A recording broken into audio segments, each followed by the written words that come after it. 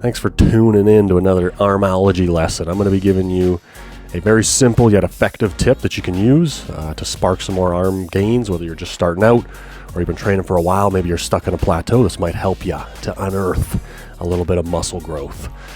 So what we're going to be talking about is tempo, and what that means is the speed which you complete a rep of any movement.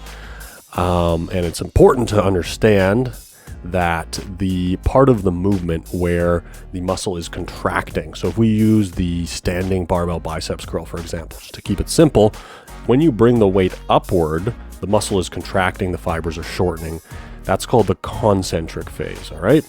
And then when you lower the weight down, the muscle is lengthening. That's called the eccentric phase, okay? Now, why that's important is when you go to do your tempo, you want to think about what speed you use for each part of the movement, okay? And so for me, I'm just going to share with you personally what I've been doing, what I've found to be very effective. After being stuck in a plateau, just always doing the same tempo, which was roughly like a 1 second negative, a 1 second positive, meaning a 1 second eccentric, and then a 1 second concentric. So if you're doing the standing barbell bicep curl, you take 1 second to bring the weight up, you take 1 second to lower the weight down.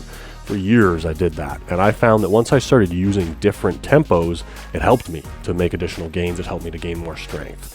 So what I recommend doing is at the beginning of your workout, when you're primarily focused on trying to move more weight for more reps, which I think should be a core piece of your training, I recommend using a slightly explosive tempo, where if we just use the standing barbell bicep curl as an example, you're going to bring the weight up with a bit more speed. So it's probably going to be half a second or less.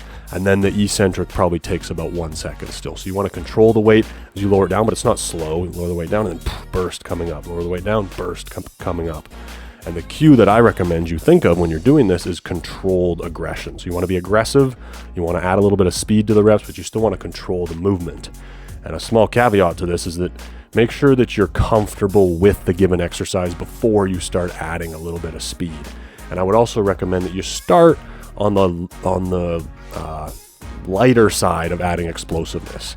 Take your regular tempo that you've probably been using, or if you're just starting out, and people are going to recommend this kind of regular controlled tempo, try just adding a little bit of burst to the concentric phase first, but make sure you can still perform the movement with good form.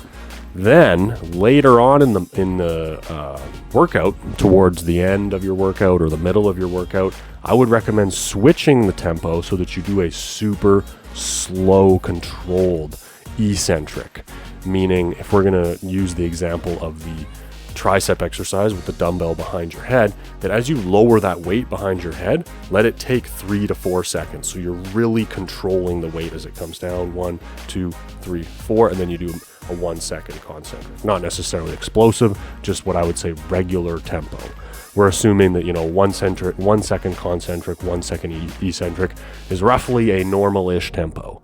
Okay, so doing this slower tempo towards the end of the workout, paired with the faster tempo in the beginning of the workout, I've found to be a really effective combination to lead to additional results.